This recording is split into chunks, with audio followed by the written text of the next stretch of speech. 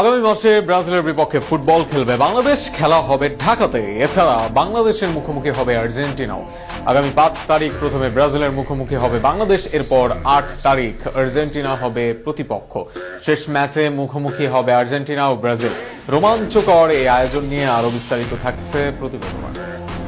Football প্রেমীদের জন্য দারুণ এক চমক অপেক্ষা করছে ডিসেম্বরে।